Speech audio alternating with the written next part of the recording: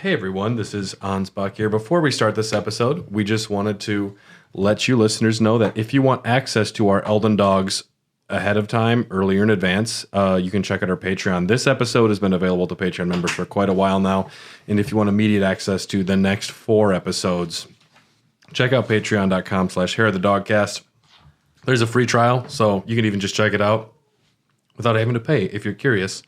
But it's a great value, and yeah, the Elden Dogs comes out every 2 weeks there, whereas it's about once a month here. So if you want to check it out, we highly recommend that, and enjoy this episode on Belurat Tower.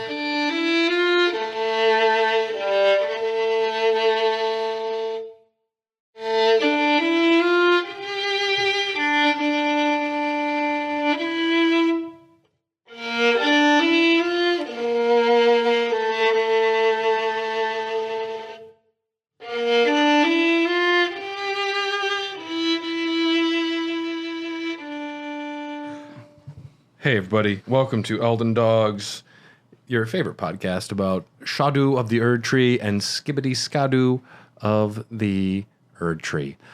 This is, of course, another episode of Elden Dogs. I am Sir Ansbach, and I am on point today, I tell you that much.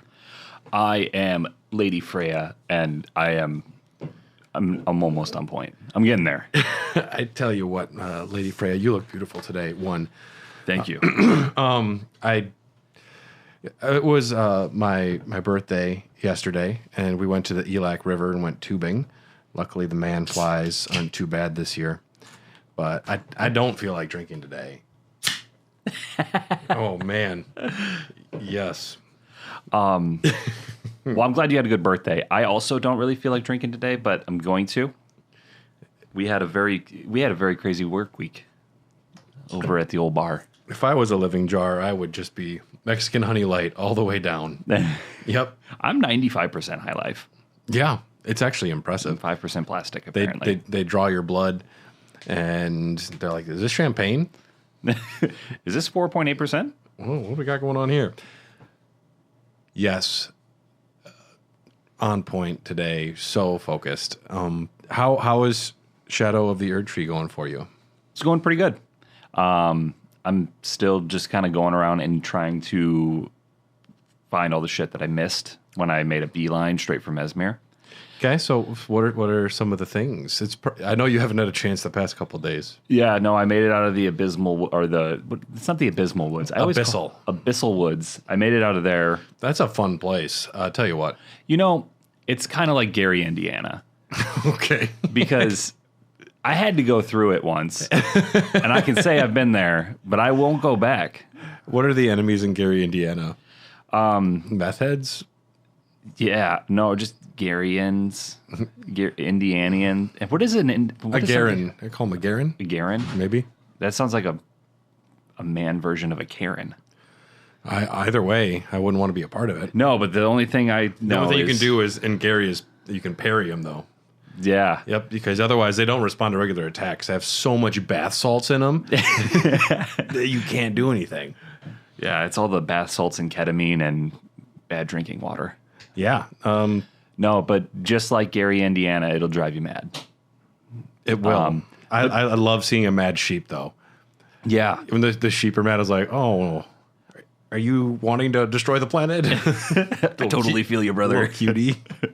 Come over here so I can pet you. Come over with my here. sword.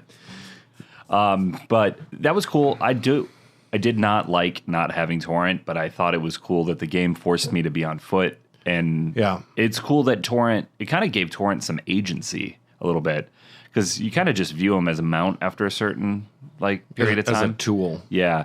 But he's got his own mindset, and there was something about those woods that he was like, nah, bro, I'm good. The Flame of Frenzy can kill spirits, can burn away spirits. So he was like, I'm definitely out. He's definitely out. I mean, if you could go to a site of grace and there was a pet torrent or even comb torrent's hair or something, and it doesn't, no aesthetic changes, it just shows you for a second interacting with torrent, that would do a lot for me. Yeah. It's like Red Dead Redemption. I used to pet my horse all the time. I gotta get that bonding up. If Torrent's genitals responded to the weather, yeah, I wish. I wish. My God. Yeah. So Sadly, the genital game is kind of lacking in Elden Ring. You don't see a ton. No. I always look. Yeah. Like when I'm fighting a troll and they're pretty much naked, I'm like, that's where your berries should be. what do you got going on here? And they're just emaciated. It's like, wow. Yeah. Things are not good. They do talk about pickled turtle meat, though. That's the only time where they explicitly like talk about getting it on, where they say, before the shattering, this was used to, it's like Viagra.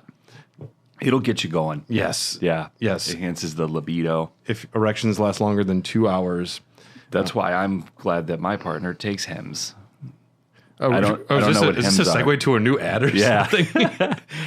Check out hymns. I don't know why I'm being targeted. Maybe it's because of my age group on Instagram. I got a great Instagram video the other day. It was like a squirrel skiing through a fire. It says, "Congratulations, you're not getting topless women ads on Instagram. You're getting the squirrel jumping through hoops." I'm like, I did it. I did it. Thank you. Congrats to me, yes. But I am Sir Ansbach, and today we're talking about the rest of the gravesite plane, and we're moving into the Belurat Tower settlement. So excited for today's episode. There was something that I kind of, it's like not a one-to-one, and it's not like an official thing, but there is, I think, like an alliteration almost, like the way the Shadow of the Erdtree map and the base game map kind of interact with each other. Like you start at the southwestern part of the map on in the Land of Shadow, kind of like you do in Limgrave. And Belurat Tower Settlement definitely feels to me like a Stormvale. Mm-hmm. It's going to be the first one you go to. And, Jagged Peak down there by the Dragons, Far Missoula. Yeah. I think there is a lot of kind of like rhyming, and I think there is probably a little bit of a reason for that. But I don't know. That's just something that I kind of noticed, and you kind of, work your way up, although the end does go somewhere else. You'll see eventually in Enir Elim. It's something they kind of rhyme a lot of the different areas. Like George Lucas says about prequel movies. Yes. I do like the map so far. I was not expecting it to be as windy in the southeastern part that I've discovered so far. Very difficult. It is like you have to do horse parkour to get to some places. Not really. Well, sometimes there are ways around stuff though too. Yeah, the map is interconnected in a way that is frustrating and brilliant. Did you see a bunch of these yet? Fingers? Yeah. No. Oh. Oh no. Oh. Well, we're starting north of the three-path cross site of Grace. You can find an Ash of War. This is north of where we found Hornsent and yourself, the lovely Lady Freyja. There's an Ash of War for the Savage Lion's Claw, skill of the particularly brave, even among the Redmanes, which is what you are. Somersault forward, striking foes with armament. An additional strike may be performed with an additional input. Can be used on swords, axes, and hammers. Keep your eyes out for that. If you head east of there, there's the Rundown Traveler's Rest, which it's just kind of like when you're hiking through the woods and there's just a cabin there and it's been abandoned forever. Yeah. We don't know what was going on there. Some traveler stayed there. Yeah, someone might have got murdered. There's a story about it. You and your friends have beers in the woods. There's a 3-part podcast. Yeah.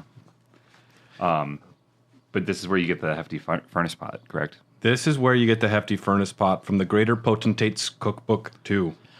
Love me the hefty pots. I get excited about cookbooks. I know a lot of people don't love the cookbooks, but I fucking love cookbooks. I have a Game of Thrones cookbook. We had a whole party one time. I don't know if I'd want to get an Elden Ring cookbook. We'll see.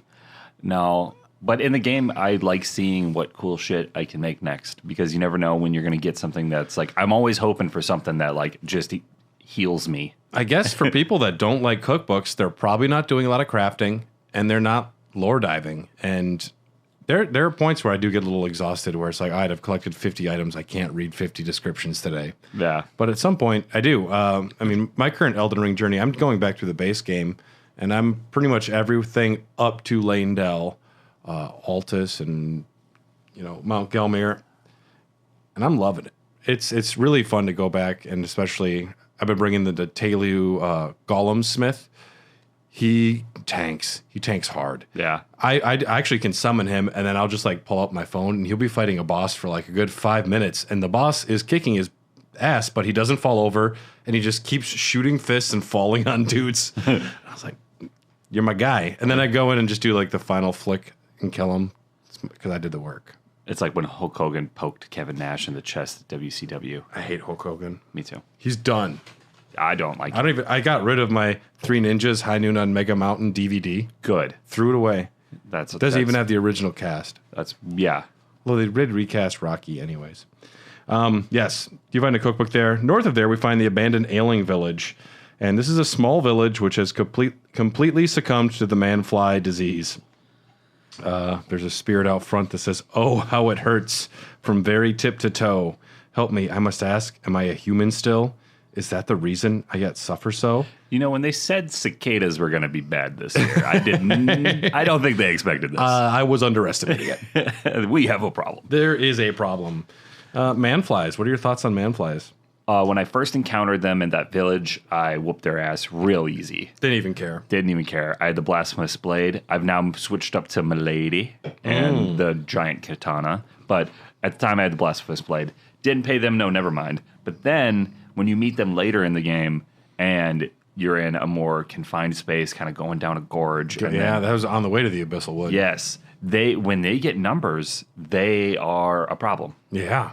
Because they do quite a bit of damage. They're annoying. Yeah. They're like gnats at a barbecue, just bugging the fuck out of me. These creatures were originally humans who suffered from a metamorphosing illness, transforming them into human insect hybrids. The disease ravaged their peaceful villages, killing most of the population.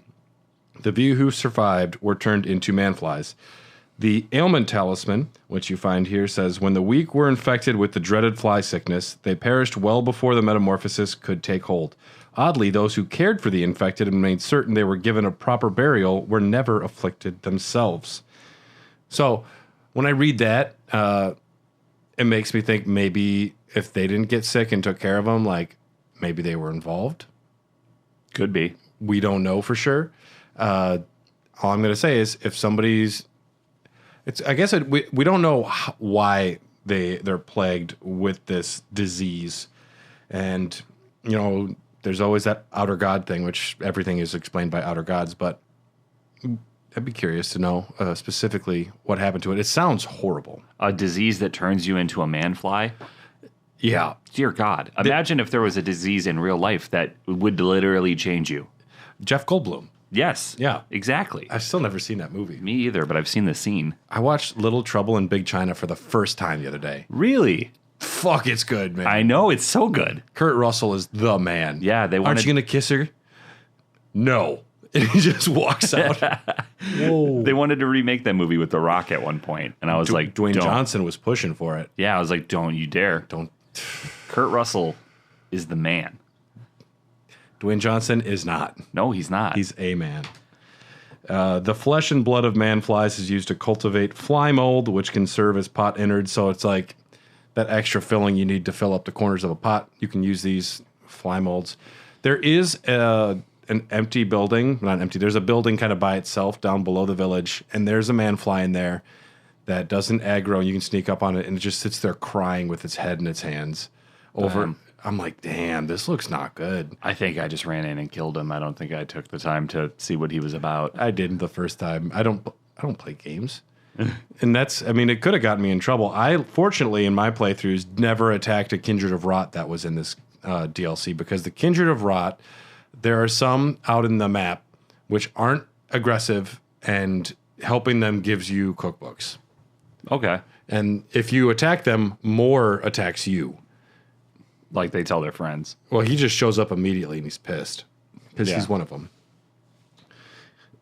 Yeah, the ailment talisman you find here boosts your resistance by about 350 for a short time after a status effect is applied to you. So poison and scarlet rot resistance lasts for 120 seconds.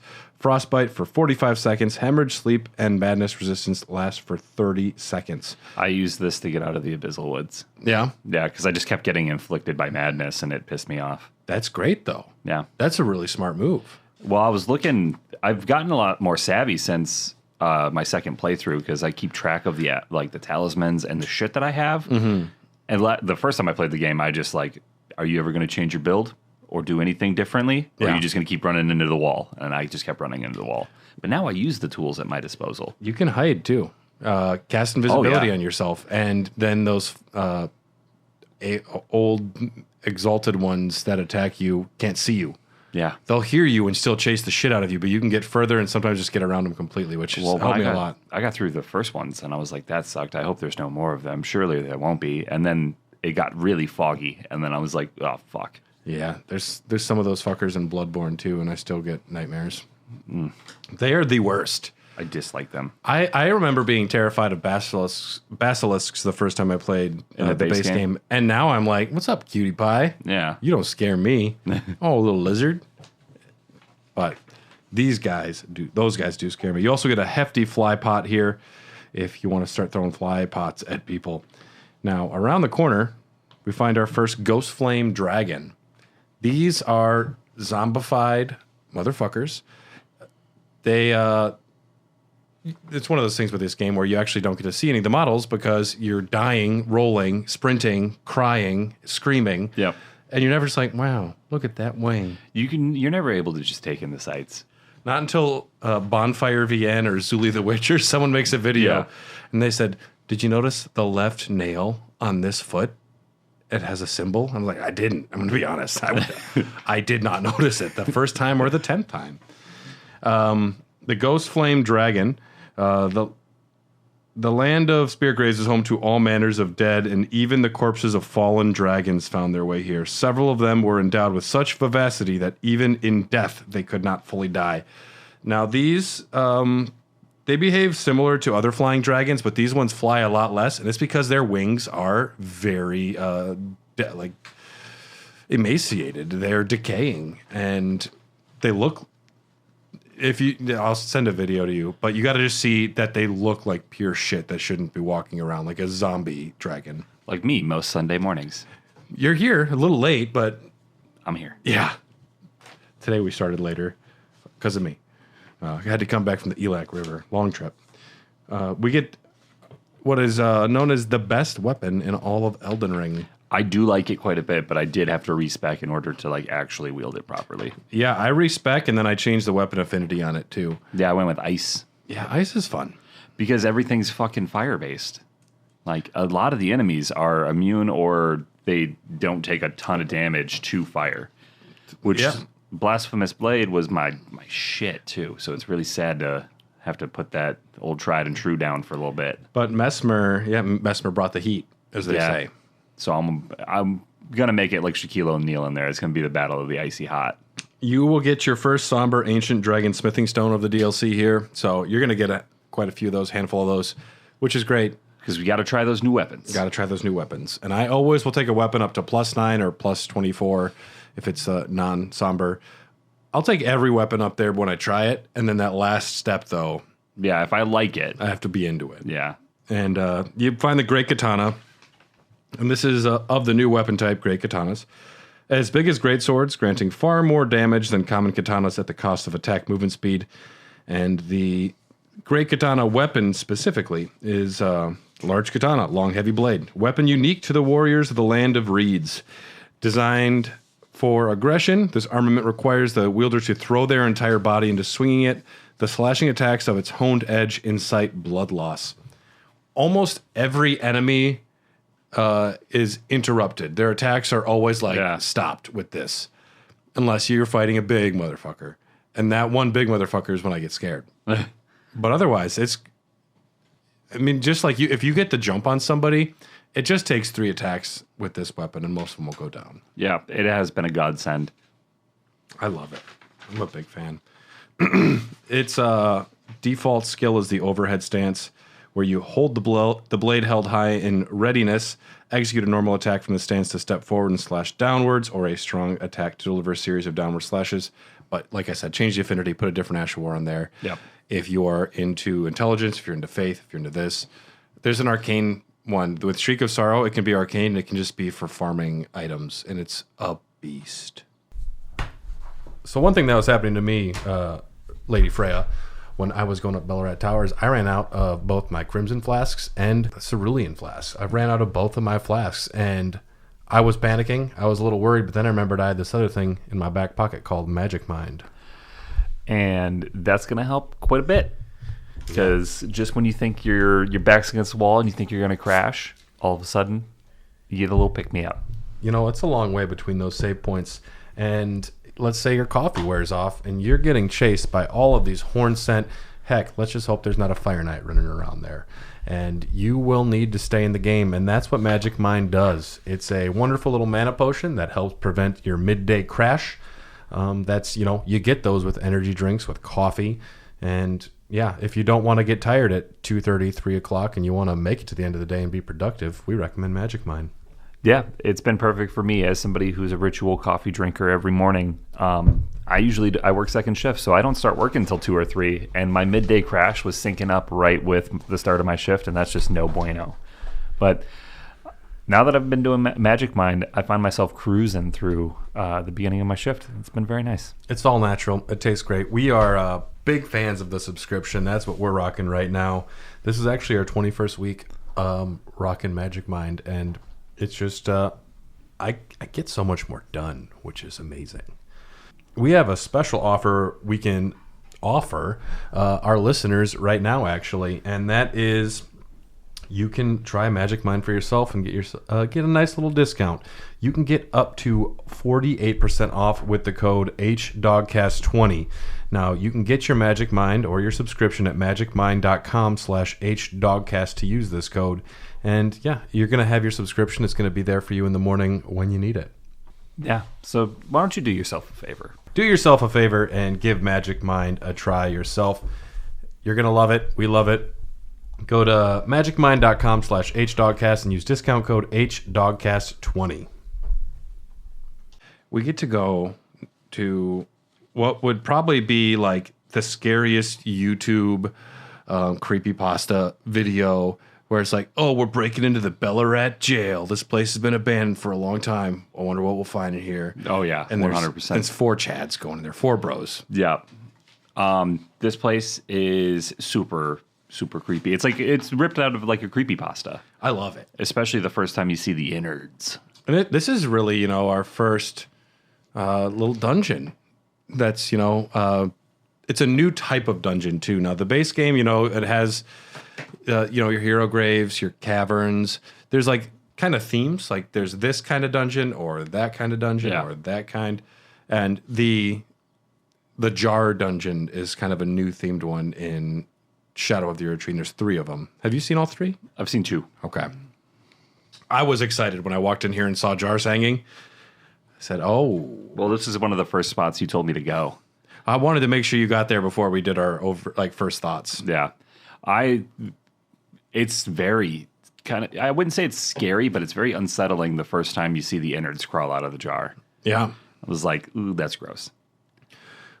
Well, my first time, I was just coming around a corner and I saw a jar tipped over and, that just big pink sludge just starts just like glooping out of it. I don't and like then this. It stands up and I said, this is why I'm here. Put this into my veins. I immediately was thinking of you because in your past life, you were Alexander. Yep. I was ugly on the inside, but I was strong and proud on the outside. I just watched a Zilly the Witch video minutes before you got here, and it was they were talking about the differences with the living jars in the base game versus the DLC, and they're different.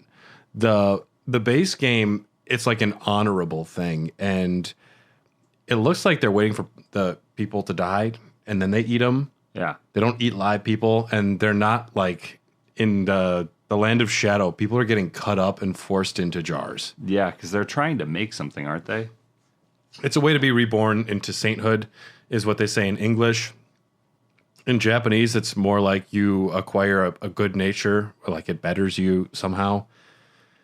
It's kind of like a bastardization of the cycle of rebirth, which is Erdtree, 101, die, go into the roots, come back.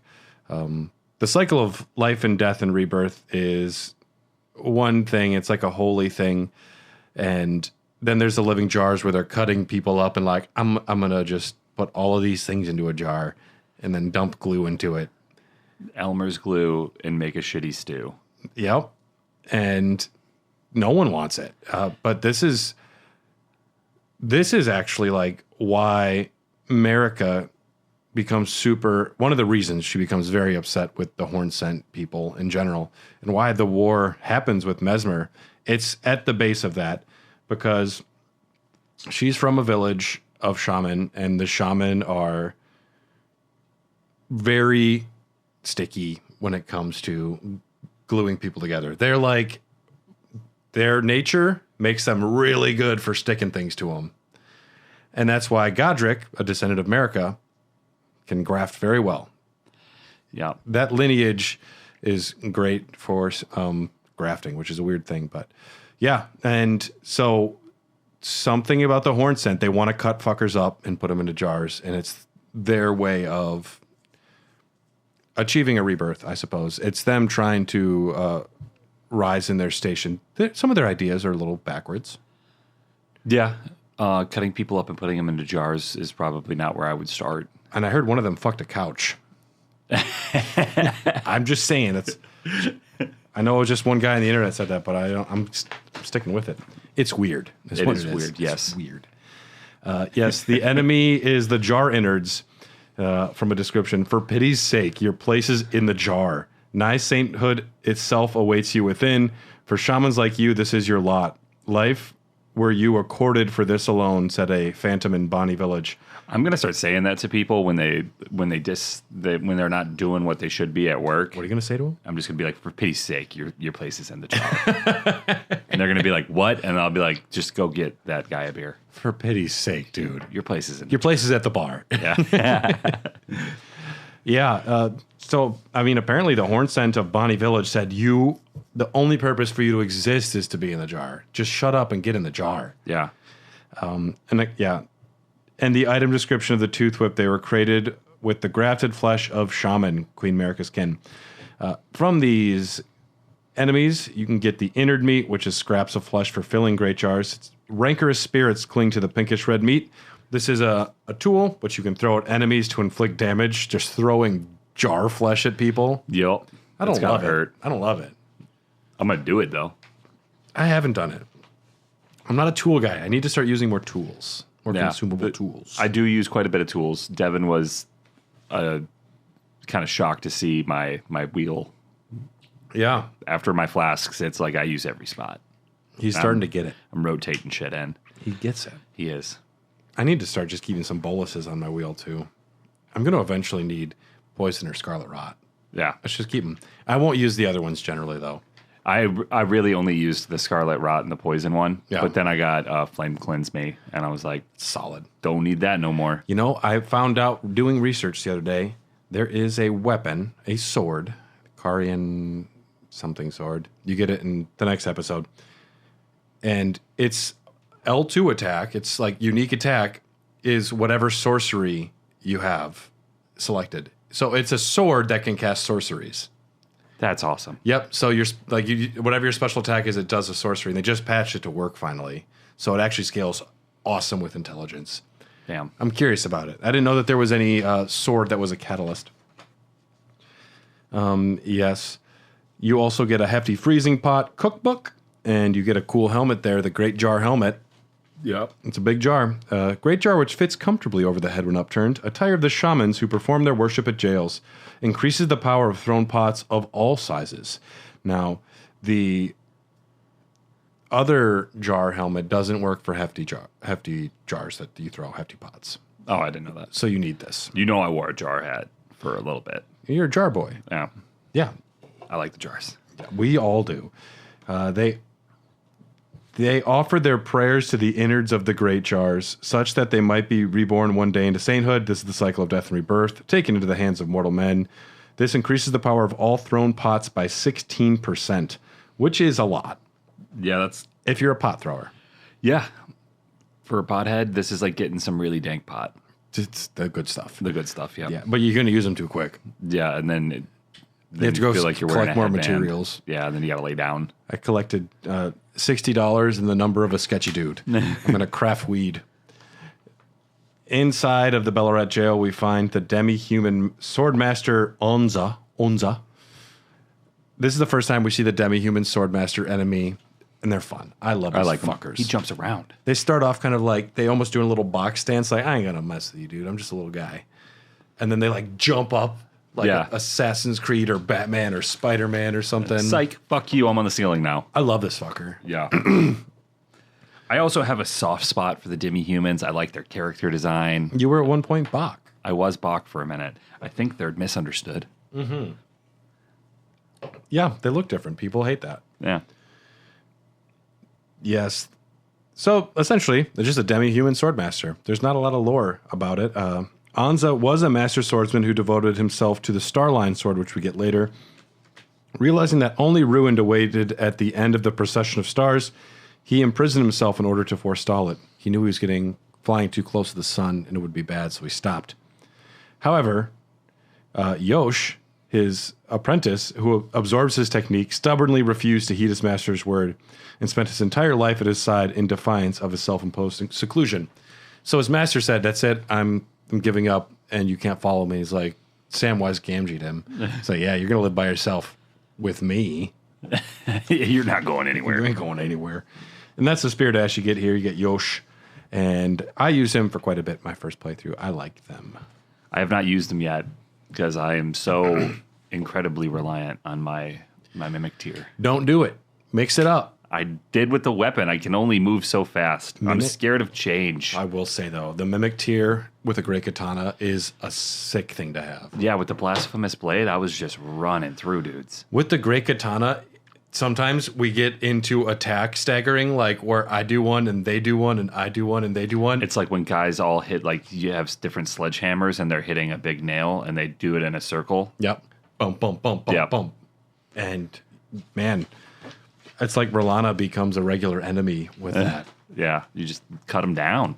We're going to go now to the main gate cross. This is where you head west through the tunnel from the 3-path cross. Here at this cross is the message. I abandon here a part of the flesh of my body. Miquella's cutting parts of himself off again. Real cool. Everyone's really proud of him. Oh, you cut your foot off, dude. At no point was anybody scared for him. Like, dude, don't cut that off. You need that. That's part of your body, dog. I don't want to cut anything off my body. I cut here my hangovers. They no longer bother me. See, that's growing as a person, and I would accept That's that. growing. But when he's like, "This is my foot," no, leave it here. You're like, dude, you need that. Yeah. You're gonna keep walking for a while. abandoned here my sphincter. Like, we didn't need to see that nor know that, and you probably need that. That's weird, bro. Yeah, of all things you could have picked, Start somewhere else. pinky finger maybe. Yeah. I abandon here my elbow. That would suck too, though. Yeah, then it's like you might as well just give him the arm, Miquella. I'm saving that for another cross. Without the elbow, your arm is just hanging there. I got 40 crosses. I got to do a bunch. Here, though, we meet the coolest NPC in the game. It's me, Sir Ansbach. You walk up and he goes, righteous Tarnished. And immediately, I'm like, yeah. Cowabunga, dude. Whoa. And I said, I like your beard. Nice to meet you. You got great tattoos, dude. He was the feared commander of the Pureblood Knights who once served Lord Moog. Ansbach understood that keeping his oath to his old master was not an act of logic, nor would it bear any justice, but it was for these very reasons he was unable to let it go. In an attempt to free Lord Moog of his enchantment, he challenged Miquella and cleaved him open with his blood flame blade.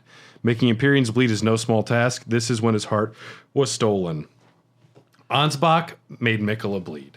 That's impressive. That's Batman and Superman right there. Yeah, that is pretty. Yeah, that is like Batman and Superman. Do you bleed? And then Miquella's like, I'm going to kiss your forehead. Damn it, he's so cute. I'm in. Damn. Yeah, I love this story. And he knows like his master's off the deep end enchanted, and he's still trying to save him, knowing that it won't work or won't help him. Ansbach is OG. He is. He's very honorable. If Gideon wasn't a douchebag, he could have been kind of Ansbach-y. And they both pursue knowledge. Yeah, Gideon's a little slimy about it, though. Yes, I will subjugate people, and yes, I might have killed a few Albanarics in my time. It was all for the pursuit of knowledge. They were peasants. Yes, an old fear lurks beneath Ansbach's mask, together with the cold, unflinching discipline that once honed his blade, now employed to enhance blood oath and dynastic skills. He requests you to discover more of Miquella's crosses to help him discern Miquella's true purpose. So despite being enchanted, he is still obsessed with knowing the truth of Miquella. Yeah, and it's hilarious, too, because he's like, can you help me figure out what Miquella's doing? And I'm like, bruh, I don't even know what's going on right now. It's like Who are you? A drunk person like, can you help me find my friends? Who are they? First of all- how'd you get here? I don't know. Okay, that's a start. Oh, Okay. okay. Let's go to the bartender. All right, we got one fact. For pity's sake, your place is at the bar, Ansbach. For pity's sake. He's requesting a lot of me right away, especially since, like, A, no clue what's going on. B, kind of terrified I'm going to run into Miquella at any point because I'm directly following him, and that just seems scary. Oh, let's follow Michael Myers' footsteps. Yeah, no. Although it's like cute little femboy Michael Myers. So it's And like he has a little like tinkle in his step instead of like a plodding he like footstep. skips or he like power walks. Yeah, he skips. He skips for sure. They skip now. They skip now. Yep. It's just like the beginning of Rob Zombie's Halloween. It's just that kid instead of the grown up 7 foot tall. I think his name is Tyler Bane. I tell you what, scariest thing in the world, giant dudes and little dudes. Honestly, The middle can be scary, but the giant dude or the little dude are extra scary. I run into a dude who's like 5'9", 5'10", and he's trying like in a horror movie, he's trying to be scary. I'm like, you're like my height, you're normal. Can be scary. Can be. Extra work to do. Yeah. But 4'1" and short, tiny. You know what I'm never scared of? The Jigsaw puppet, because it's not a killer. It's a little doll. Yeah. And Chucky, though, from Child's Play, is a kid that got me, but then I realized he was just a vessel for comedy. yeah, that's really maturing is when you grow up and realize Chucky's a comedy. Yep. Yeah. The first one can be scary. When he's like doing the Uwe Due Dambala, give me the power I beg of you, summoning demons. I'm like, Yeah. He's also super ugly in the first one. They definitely improved his look as that series went on. Or ruined his look as it went on. I don't know. I like ugly. I like the later one, like the Bride of Chucky. It's too plastic, but I guess he is plastic. Yeah, Hasbro. We also run into Moore here. Moore is just rocking that verdigris armor. He is just sitting there with like a giant pot in front of him, and he's got like the cutest little dialogue. He's like, "Hello." Yeah, I walked right by him, or I walked right by Ansbach when I saw the dude with the jar. I'm like, "My people, what's up, dog? Hey, what's up, man? How you doing?" He kind of talks like Garth from Wayne's World. A little bit. Yeah. I like to sell stuff and collect. He's got a little drum set in front of him. Hello there. Together we work. Together for Miquella the Kind. Many things we have found. I like finding things. For you, Lady Letta, her allies, and the Forager brood. Things bring joy to all. True. It's a little... I have a lot of things. I guess things can bring joy. You know, if you go back to Ansbach and talk to him and ask him about more, I think he says something to the effect of like, yeah, he's cool. Don't hurt him. Everyone's like, no, he's fine. He's fine. Just Don't hurt him. Don't hurt him. He ain't hurting nobody. He just collects stuff. Little bit of a hoarder.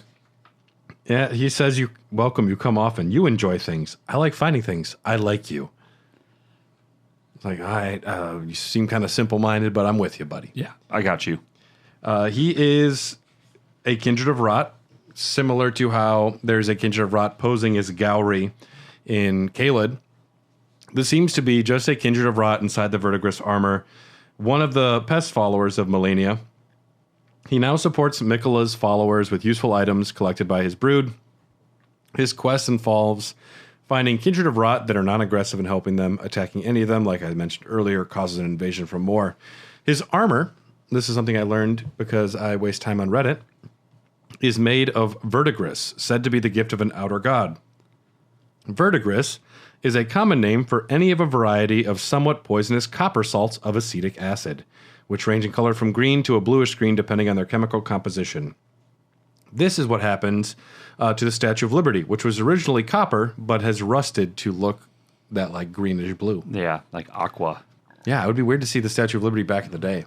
The school down the street has the same thing going on, I think. Man, plus if it's copper, If I turn that into a recycling place, I'd make so much money. Oh, you'd make so much, yeah. You and I are going to steal the Statue of Liberty. We just need Nicolas Cage. What's that over there? Got it. Look over there for like a couple days. We're going to need a while. This is going to take a It minute. has to be a big distraction. Yeah. Nicolas Cage. Man, I still think about Long Legs and how much I didn't like it. I have yet to see it. I've heard a lot of mixed reviews from people's opinions I like. Some people love it, some people hate it. My buddy got really stoned and went and saw it. He's like, if you're going to go see it, just get really stoned first. Yeah. And I was like, I'm not 16 anymore, but I mean, I might. You can smuggle in a THC drink. Yeah, I could do that. I've never had one of those. You know, I don't mind them, but they the last few ones I had hit harder than an edible, and I dislike that. Because I just want to chill, and it's like, you have some of them, and it hits you like a freight train. You're like, well, this is going to be a scary 35 minutes. Well, it's like at SJDQ when Luigi just went to town on THC drinks and slept for a couple days. That seemed painful to me. Like, oh man, you're really stoned. We're gonna go to Belurat though. Belurat is the tower settlement. This is the main city for the Hornsent. This is kind of like the center of their civilization back in the day. Yeah. It's a town built around the spiral tower and the Gate of Divinity. Spiral tower, that spiral shape is channeling the crucible energy. They're trying to reach towards the gods. The Tower of Babel, the Gate of Divinity is where America did something and grabbed a fleshy something from a something and then maybe became a something. Did you just avoid spoilers, or was that just... We'll say that it's me avoiding spoilers, but it's impressive. also conjecture. What is she grabbing out of that? Yeah. And the answer is you can watch a 10-hour lore video or you can read one Reddit comment and it's the same thing. Maybe. Maybe. Yeah. What was your thoughts going through Belurat the first time? Well, I thought that the game didn't really get super hard for me until after here, but this was the first time where I was like, all right, I might actually encounter something that's going to like challenge me a little bit. Seeing as though my blasphemous blade build was just cooking dudes so well. Just cooking them. I was apprehensive, but then as I started moving through it, there was nothing there that really like tried me. Yeah, there's a couple of enemies that are like a step up, but it's not that bad. I think the game gets significantly harder after this point. Yeah, and this is also like people, they expect this to be your first legacy dungeon. They expect this to be the first. Yeah. You know, this is your Stormveil. This is your Morgott. One of the first things we run into in the main gate is spider scorpions, which I guess might have scared me the first time, but this is just the enemy you kind of want to run into because they're not bad. Yeah, no, you can handle these guys pretty good. Originally, They look scarier. they're just big scorpions. Originally, this breed of scorpion was native to the realm of Shadow and was significantly smaller in size. However, the recent emergence of these gigantic scorpions has been traced back to the Church of the Bud, which is, I used to worship there when I was a pothead a lot. Oh, yeah. Yep, it's just blacklight posters all around. Yeah. The occasional Insane Clown Posse album playing in the background. You can crash on my futon if you'd like. I got a beanbag chair over there. I have frozen pizza and chips, which is not too far from my diet That's today. not blood on my shirt. That's flaming hot Cheeto dust. Oh, sorry about that. Yes. Yes. You can use the guest controller. The Mad Cats. It's a mad cat. You run into a horned warrior. The horned warriors are a little more difficult. Yeah. They are horn scent as well. There's like a caste structure of horn scent. The little shadowy bitch boys we run into right away, that's at the bottom. Horned warriors would be next. The horned warrior's helm, it's unique in that it increases your strength by 5, but it decreases healing from the flask of crimson tears. So anything with the horn scent, they are like resistant to the charms of the Erd tree. So your crimson tears do not work as well when you're wearing this helm. And the Horned Warrior's sword can drop as well. This ornamental tangled horns allow the blade to serve as a medium for the horn calling. And that's a unique skill. Horn calling with this weapon invokes tangled horns to cover the weapon's blade. They drive the weapon into the ground, calling up a cluster of piercing thorns underneath what you're focused on.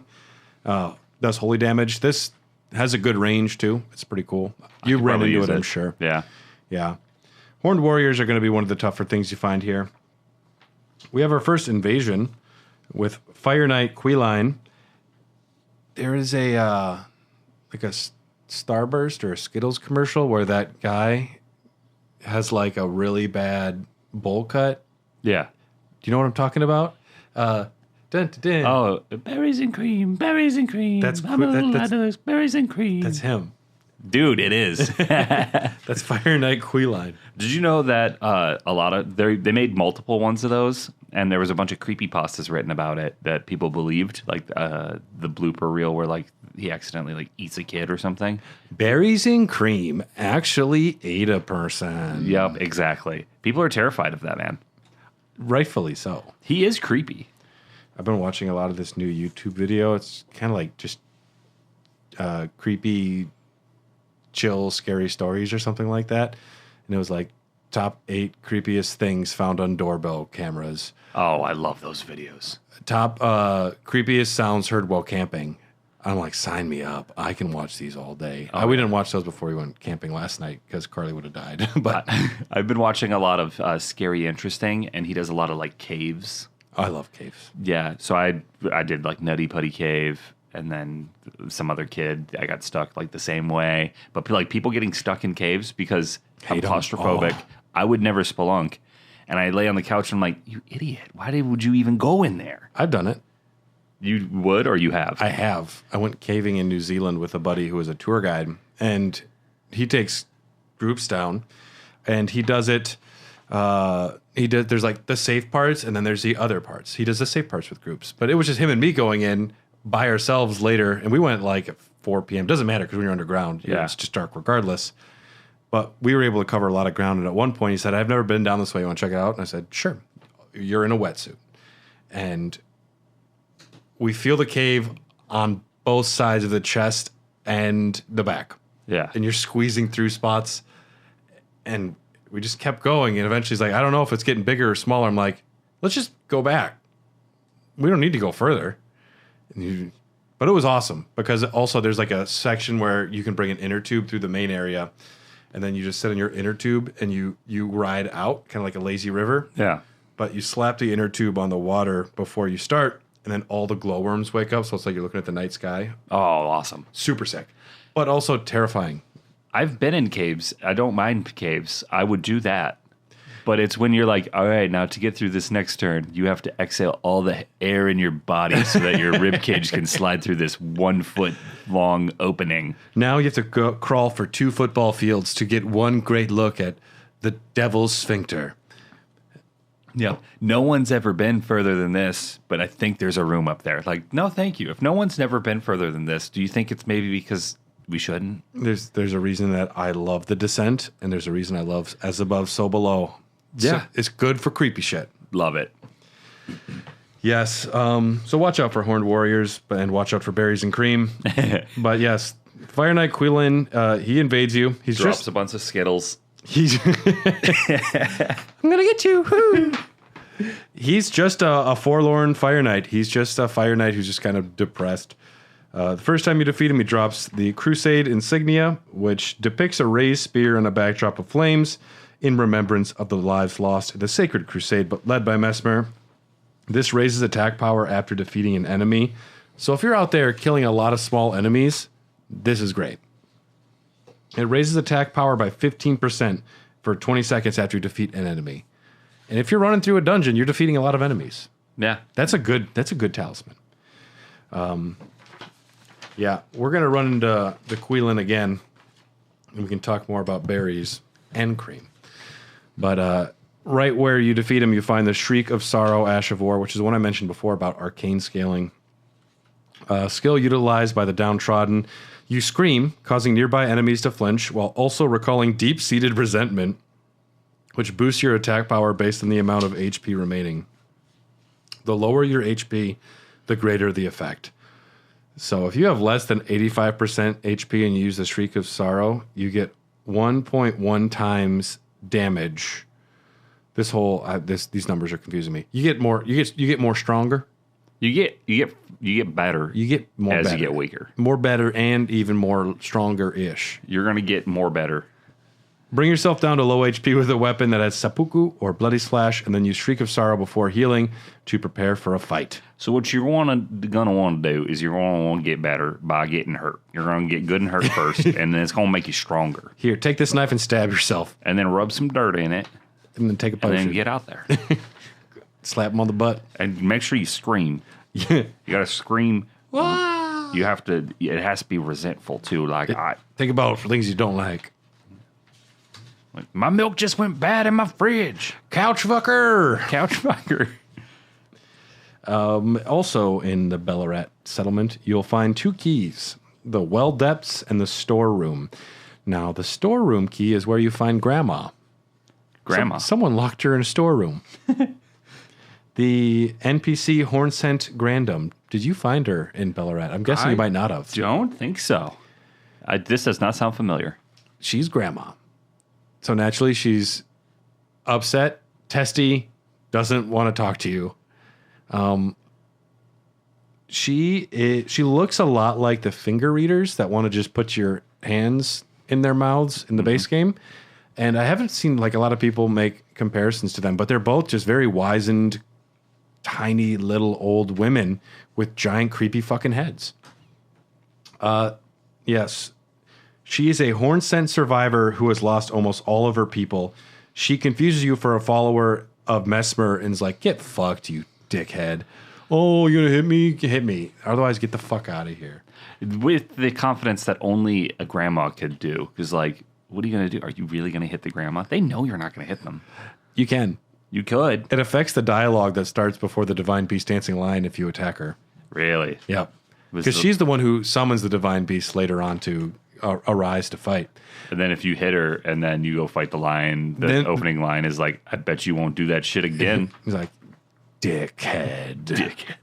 No, she, it just sounds like an old lady who got beat up instead of a strong old lady. It's different, but it just sounds like a beat up old lady instead. She says, listen, progeny of the wanton strumpet. She's casting a lot of shade at America. Yeah. The wanton strumpet. Another thing I can call people at work. Yeah. For pity's sake. You wanton strumpet. Now, wanton strumpet. That means this lady, she got around. She's saying America got around. And got that kind of a hoe? Is she calling America a hoe? kind of like the lands between doorknob, you know? Everyone's had a turn. Ooh. Yes. Like the village bicycle. Yes. I'm trying to think of one that's more related to the lands between. I don't know if I got any, though. It's like Lionel's mattress. The lands between's flask of crimson tears. Everyone's had a drink. Yes. So apparently America did have some sort of an agreement with the Hornsent is what this leads me to believe. And she betrayed him, or she never intended to work with them. If you turned my family into jars and said, hey, want to come work with us? I would maybe betray you. Yeah, I 100% would be like, yeah, sure. And then I would plot your downfall from the moment I stepped in. Now, there is some item description that originally referred to her as Empyrean Grandam, which could be translated to... Grandam means like grandmother in one of the various Old Englishes or something. But Empyrean is, of course, someone that could rise to godhood. America was Empyrean, Miquella, Empyrean, Rani. There have been Empyreans before, and people were freaking out about this. Like, does that mean America is related to her? Why is she an Empyrean? What's the family tree there? And then the recent patch took it out, is my understanding. I have to look into it more, but... yeah, she essentially talks a bunch of shit to you. We go see her later, and then there's the Toxic Depths, which, in this, this like Stormvale reminds me of going down to see Godwin's goopy face at the bottom. Yep. You're going out of your way down out like to a different spot, but down here you find a lesser ulcerated tree spirit, which I just cheap shot it with a bow from very far away. I didn't have any patience. Taker's Flame. Yeah, Yeah, Taker's Flame worked pretty good. that's all you do. Yep. You get an immunizing horn charm +2 over there, which raises immunity by 180 for poison and rot. But we make our way to the top, near the top of the settlement. We can find a bone bow, dead end to the left with scorpions in there. It's a crude short bow fashioned from sickly bone, a medium for spirit calling, and a product of the ancient hexing hearts of the tower. This unique skill, Rancor Shot, charges your arrows with vengeful spirits, and they will actually track enemies through the air, so they'll like turn towards enemies if they're running. It's like James McAvoy in the popular film Wanted. I don't know this one. Curving bullets with Angelina Jolie. Wow. It's very easy to do. All you do is when you shoot, you just throw your arm. That's all it is? That's all it is. Does Angelina Jolie have to be there? Yeah, she actually has to stand in front of the gun so that he can do it for the first time because she's like, you won't shoot me. So it's the gravitational pull of Angelina Jolie sucking all of life into her. Yes, it is. She does have a slight gravitational pull. If you watch interviews and stuff, like every now and again, like a cell phone or something will just move a little bit. She's a little weird. We'll also find a secret room. You have to jump off of the main path here. And you find inside of this a bunch of man-flies. You find a talisman, the dried bouquet, a giant bouquet of dried flowers offered to a small grave. This raises attack power when a spirit you have summoned dies. The sorrow that flows from the untimely demise of a loved one is a tenderness shared by all regardless of birthplace. Raises attack power by 20% for 30 seconds when summoned spirit dies. That is so emo. I love it. No! No. I'm so mad. I'm going to get you, bro. That's exactly right. There's a trick to this, though. There's some spirit ashes, which are the living undead. Not the living undead. Living in death. And, you know, they rise. They get killed once, and then if you don't hit them while they're down, they rise again. Every time they get knocked down, you get the boost. So if they rise back up and get knocked down again, you get the boost again. Oh, that's awesome. It's a trick. It's a trick. Because if you just summon your mimic tier and they die, you get it once. It's not as cool. But if you summon, something that's got like 5 demi-humans, you're likely to have it longer. That's nice to know. It's good to know. In here, you also find a Miquella's Cross, another one. I abandoned here my arm, Sinistral. And at some point, I'm sitting there. It's like, all right, can you fuckers just talk English? Yeah. Just say it's your left arm. Because it is. It's just his left arm. Sinistral and dextral are 2 types of chirality or directions. Just say, here's my left arm. Yeah, I'm having enough trouble keeping up as is. I don't need Old English. I don't need Old English. Unless it's got an extra E's at both ends and it comes in a big old jar. Yes, OE. A big bottle of OE, yes. Duct tape to my hand. That makes sense. You telling me I can get drunk for $4? Well, that's what you find at one of the next Miquella crosses is just like 2 empty 40s. And it's like, Miquella, I was here. I abandoned my 40 hands. Yeah. my 40 hand Sinistral. Oh, he cut off his left 40 hand, dude. We are going to also run into a Curse Blade here. The Curse Blade are the jumpy, wiry... Fuck these dudes. These dudes. These entities wield the Curse Blade Cirque in both hands, a backhand blade with wave-like cutting edges, sharpened into points that incite blood loss. These motherfuckers jump around like Rey Mysterio. Just like, I don't like them. They're frustrating to fight. With the height of like a LeBron James. Yeah, it's like, just hold still for 2 seconds so I can hit you. Over here. Come over here so I can stab you. It's Oberyn Martell fighting the Mountain. Once you get a hold of them, you're fine. Yeah, but it's getting a hold of them. That's the hard part. They move so fast. Long ago, this was employed by the ascetics who strove to become tutelary deities as a ritualistic object in their self-flagellating dances. So they're hurting themselves when they dance? Well, flagellating with like what Paul Bettany did from the Da Vinci Code? As everything, yes, refers back to the Da Vinci Code. Much like Tom Hanks in the Da Vinci Code, they are professional swimmers, actually studying symbolism. That is true. He is a professional swimmer. What you didn't know about Leonardo da Vinci, it's like, Tom Hanks, calm down. I love those books. They are good.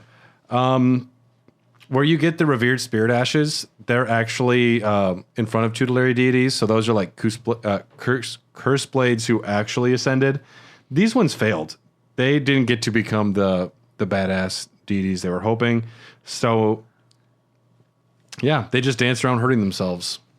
It's like going to a mosh pit. Yeah, the bad kind of mosh pits. Which I saw the bad kind of mosh pit last night, and then I saw a good kind of mosh pit. The bad one had a dude with his shirt off who looked like Jeff Daniels from Dumb and Dumber. Was he throwing his fists and kicking real hard? Yeah, and at one point it was kind of empty, and a dude just started doing like jumping somersaults back and forth. Yeah, that's the bad kind. And I was like, ooh, man, if the music was good, I might care, but even that's missing. The Cursed Blade mask you can get from them is a mask affixed with a crown of tangled horns, worn by those who would invoke divinity. They find the blessing of the Erd tree nauseating, so you get increased dexterity by 5, but reduced flask value by 7%. Much like the Horned Warrior. They really hate these flasks. They hate the Erd tree. Yes, and you can get the Cursed Blade Cirque to drop from them as well, which is a backhand blade. And blood loss of 45, if that's something you're into. But we're going to open the door. We're going to hit that site of grace, and we're going in to do the big fight.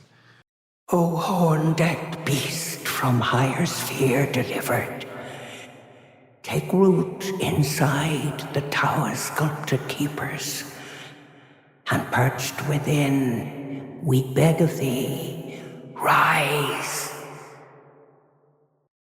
Dance and kavod, cleanse all that thou wilt. Cruelty, woe, and those who plague the tower. Cleanse away the strumpet's vile progeny.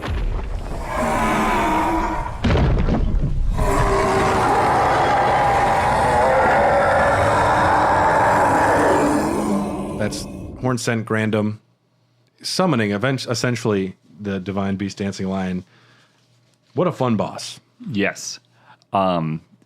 Obviously one that was shown in the trailer, the gameplay trailer, so we knew it was coming. I was surprised a little bit to see it that quickly, but I knew I would see it earlier rather than later. Yeah, it's such a striking boss. Maybe the coolest design. And its gameplay lives up to its design too, whereas something like the Furnace Golems just look cool. They're actually fighting them as horse shit. Yeah. When you watch Zuli the Witch's video on this, and she removes all of the outside stuff and just shows the two dudes underneath, so cool. That's pretty wild. It's actually two dudes. It is actually two dudes all modeled underneath. They didn't skip anything where they knew something would be covered up so you can get away with not showing as much. It's like when you're animating, like in Lord of the Rings, when they animated the horses, they are like a troll. When they wanted to do the Cape Troll, they wanted to think about how all the muscles would work together so they could make it digitally looks like it's making sense or moving in a way. And the skin is bending right. It's so cool to actually see the video of just the two dudes. These two are the height of the cast of Hornsent culture. If you are a sculpted keeper, which just means you're the naked dude in the costume, you're a big deal. That's the coolest thing you can be. It goes like in Hornsent culture fame, it starts with them. They're at the top. And then it's Taylor Swift and then Dave Matthews Band. This is Taylor Swift and Chapel Rowan. Oh, I was going to say her. Did you see her Lollapalooza set? I've been thinking about her music a lot the past couple days. Dude, I did not know who she was 2 weeks ago. And her music's digging it. Catchy. It is catchy. I tried to prove Carly that it wasn't I'm like, it's just another song. And then all of a sudden I was just singing Hot to Go in my head all day. Yeah. It's good pop music. And she's a cool person. Yeah. Yeah. So T Swift and Chapel Rowan inside of this Divine Beast costume. Now, what happens is the divine beasts were real a while ago. They were killed by Mesmer. Global warming. Global warming, in a way. Yeah, in a way. Kind of. They dance to emulate the movements and the spirit of the lion, and they do it so effectively that they actually do. They're able to channel the spirit's powers and like the attacks and the spells. It's so cool. The way that there's actually a dude up front like clamping the mouth open and closed. Yeah. Everything about the way this thing moves pleases me. Yeah, it is aesthetically one of the coolest bosses, I think, across the entire game. I would agree. Divine beasts are messengers of the heavens, and their rage mirrors the tumult of the skies, of which storms are the pinnacle. When the Impaler's army assailed the tower, the ritual of the lion dance was turned towards martial ends, its divinity, its fury, its light-footed beauty. The majority of divine beasts were gored and hung upon Mesmer's spears, then burned in his flame. Those who witnessed the deed likened it to a funeral pyre for the tower itself, sculpted keepers of the top of the class system.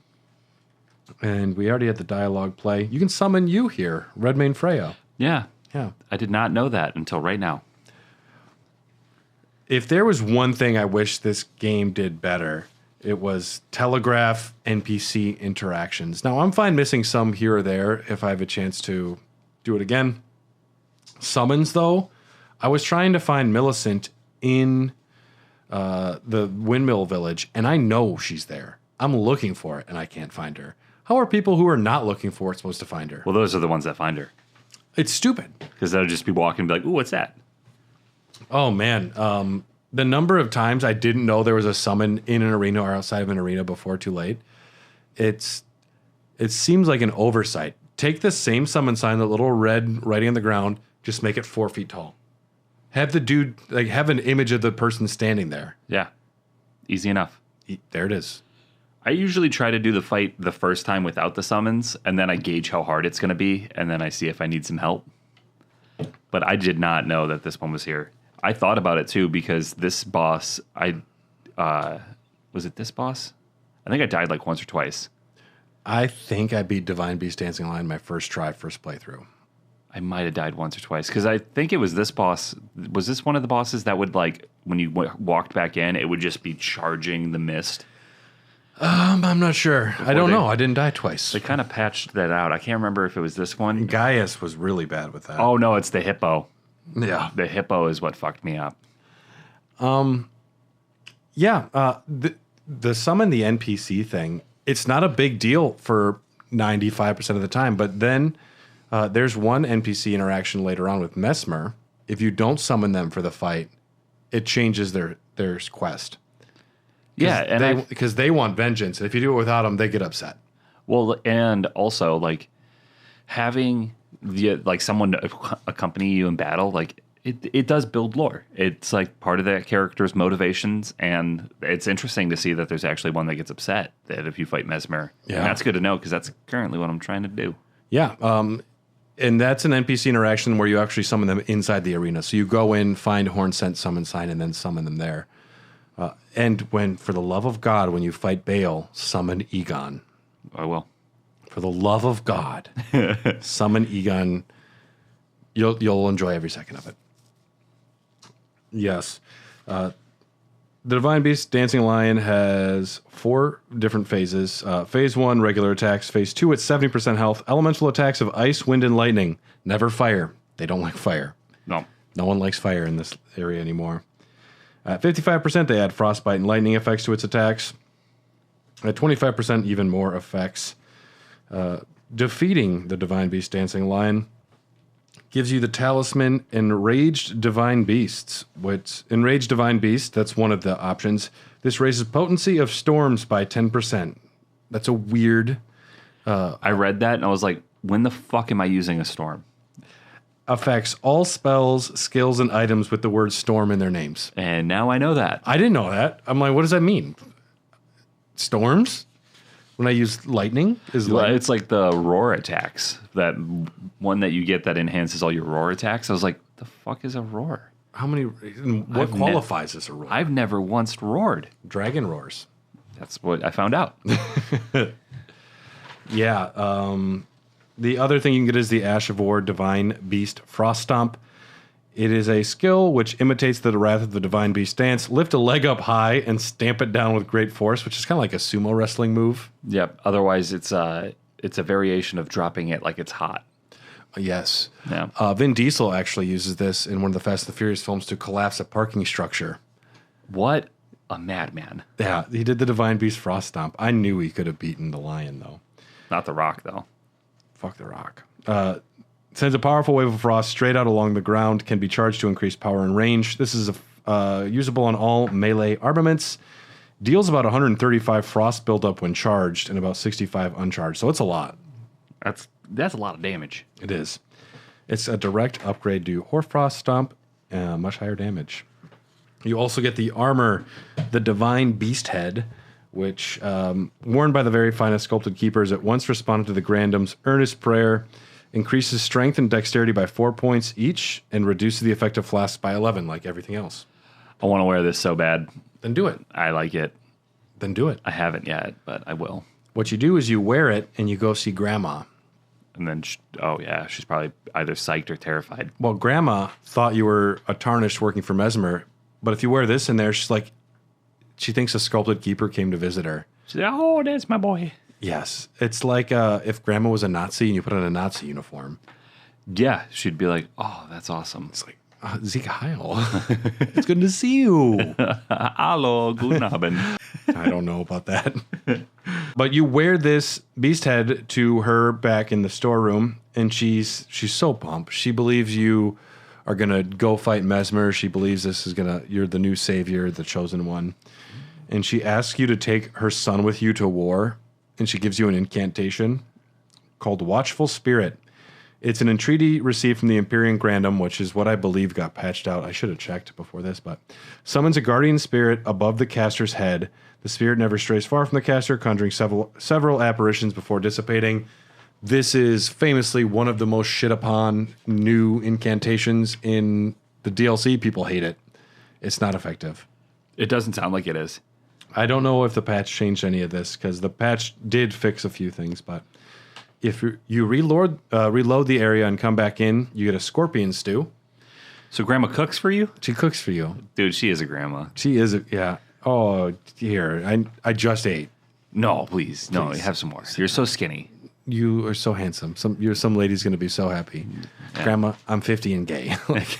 Just have more stew. Shut up.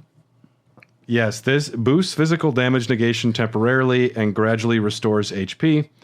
Can you craft this, or can I just come keep grabbing stew? You can't craft it, I don't think. I could be wrong.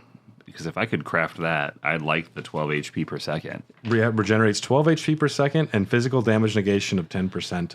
You don't think Grandma's going to give up the recipe? It's like Bush's baked beans, dude. She ain't telling no one. Oh. Once made with love by a certain elderly woman for the family table, having long gone cold, the soup gives off a rank, sour smell. So it's like a gazpacho now. Yeah, something, or yeah. It's a cold stew. Yep, it's good though. Yeah. What you can do is give this to Hornscent, and Hornscent's like, whoa, this is the good shit. Thanks, man. I don't want to owe you. I don't owe you shit, but thank you. He really doesn't want to owe a favor, but it's like if somebody brought me Raising Cane's, I would be very indebted to him. Yeah, you'd be like, thank you so much. I don't owe you shit. And I would die for you. I didn't ask for this. But I would die for you now. Do you know I think one just opened. I was there day one. Where's it at? Greenfield Mall. See, I don't want to drive that far, though. Raising Cane's is 20 minutes from your house. You can drive that far. I'm going to get food after The this. line, we waited in line for probably 40 minutes to get in. There was a line of cars that went like off a mile. No shit. For the drive-thru. They had security. It was cool. After the Divine Beast, you ascend the stairs to Anir Elim, the Shadow Tower, and you're going to go to the end game, except the door's locked. Yeah, when I got there, I was like, son of a bitch. Also, I'll be back here. Also, it's like, I probably just shouldn't even be able to go up this high. You find a message from Leda. She says, the gate of divinity lies in the tower sealed by shadow. That is surely where kind Miquella is headed. We are no Empyreans, but we must locate the path that will lead us there. I will follow the crosses east. And that's the Belurat Tower settlement. That's the pinnacle of horn scent culture. Yep. Good stuff. It is, it's a nice little dungeon, legacy dungeon sort of thing. I like it quite a bit. It's got a cool lion at the end of it. It's very straightforward. It's one of those things the first time you play through a spot, you're not sure, because it's all new, so you're not sure if you're missing turns or if this goes there, how much it interacts or loops around itself. Playing through it a second time, it is a fairly straightforward dungeon. Yeah, and it is kind of nice to see what might be part of the end game so early. It's like when a movie starts at the end, and then they flash back, and then you have to go through the beginning. You might have wondered how I got in this situation. Yeah, this is me 2 days ago. Is it and it starts off with you eating stew with a grandma. Yeah. You might have wondered how I got here. Well, let me back up first. Yeah. And yeah, I like it. This is a good, straightforward piece of Elden Ring. It's not pushing the lore out too far like the Abyssal Woods or the Jagged Peak or anything, but I like it. It is a good start to the DLC. Yeah. Made me feel warm and fuzzy like I was playing Elden Ring for the first time again. This is one of the most obvious pieces of the DLC too, where you're going to run into those first characters and they say, go there. And then the next character's like, hey, you should go there. But also, don't forget other things too. Check out these crosses. And after this, the game really opens up. Yeah. And that's kind of a little bit of a routing question for the podcast. Like, where do we want to take this next? And we're going to go through, there's a couple more spots in the Gravesite Plain, and then we're going to go into Castle Ensis to go talk with Rolana. Yeah, I think that was immediately where I went next. Yeah. You follow the road, right? The road leads there. All roads lead there, and then you go up that, and that road leads you straight to Mesmer. And I'm the person that'll go everywhere around a road first.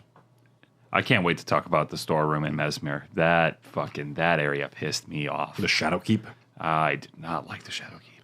I really don't like going through it again or the first time. It's stunning. It's striking.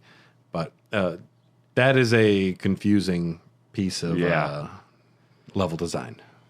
I like the church district. But that's all we got for you today.